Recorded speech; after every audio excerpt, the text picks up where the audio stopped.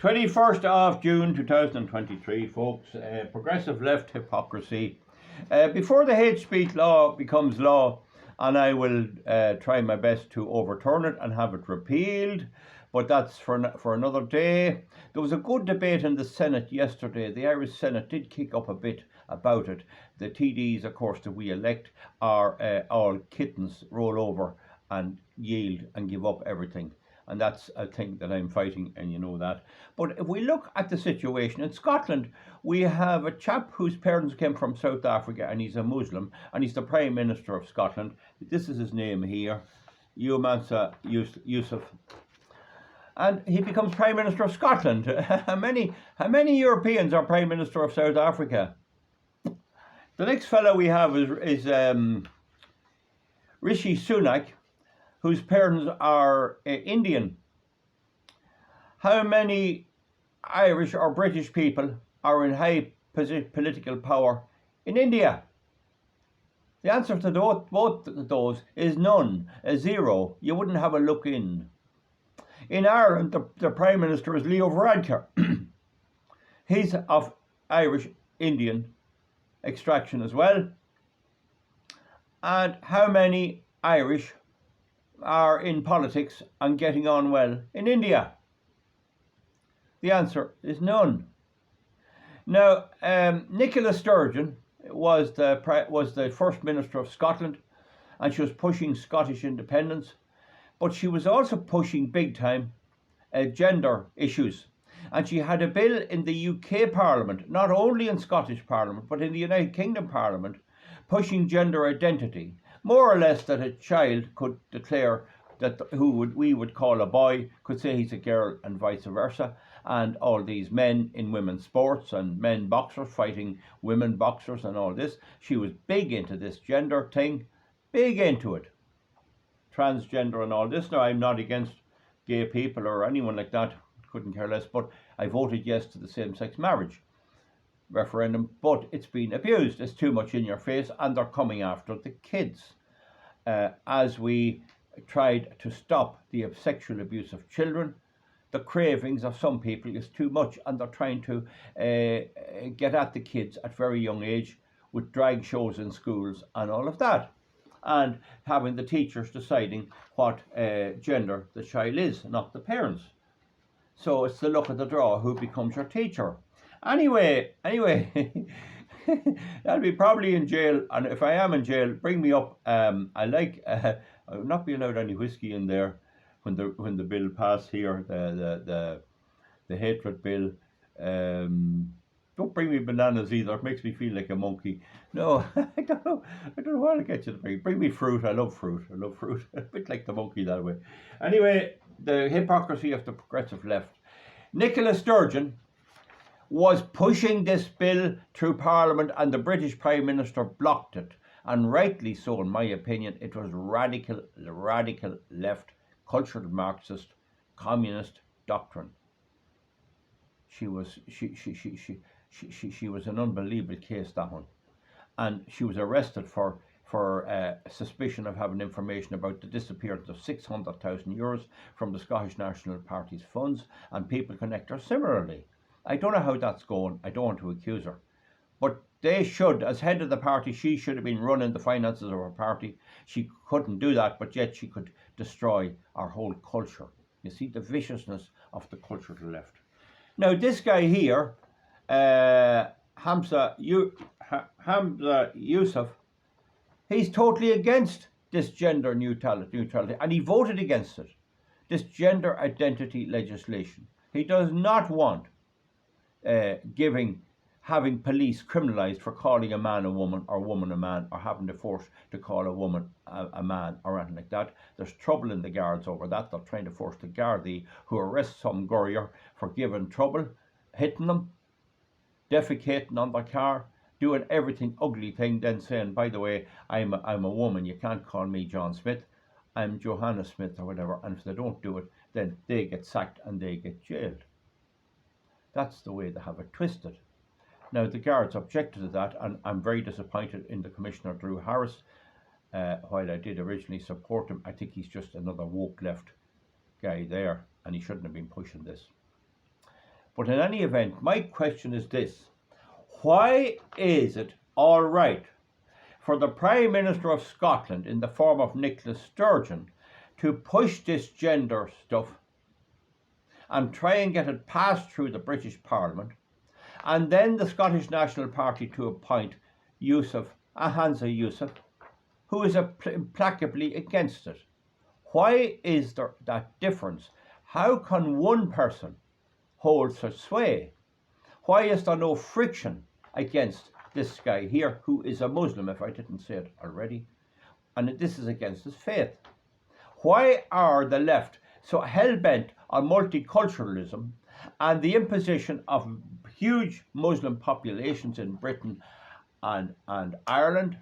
Theresa May said she would not allow a Christian persecuted woman in because it would insult the Muslim population. Asi Bibi and our people wouldn't let her in here either. So why is that the case? Why is there double standards? There's a fella in England came out the other day, you know this guy Salman Rushdie.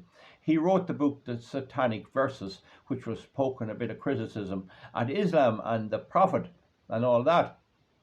And he was attacked in America recently, and the eye put out of his head, and he was under police surveillance and protection for over 30 years in England.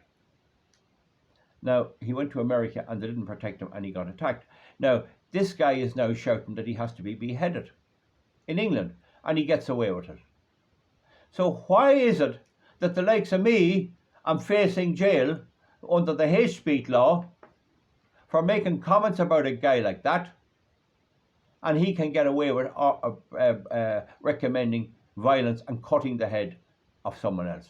Will that law be applied? How will it be applied? I'll tell you how it will be applied. It will be applied in the very same way that the corruption of Joe Biden's son Hunter is cast under the carpet and brushed away, and Donald Trump, they indict him on 13 or more separate counts of our bits of paper relating to his office. You see the way it goes. You see the way they have it. You see the way it thinks. Totally hypocritical, but always focused on capturing, suppressing, and jailing the ordinary person, the ordinary person. The ordinary Irish man or the ordinary Irish woman has to struggle hard even to get elected. What is wrong with voters that they'll run to all these crowd? They'll run to all the progressive left. They'll vote for multiculturals. They're mad about them. They love them.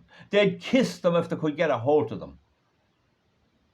And they don't like their own people. What's wrong with the British voter that voted Brexit and sees the corruption that has now been used to unravel it?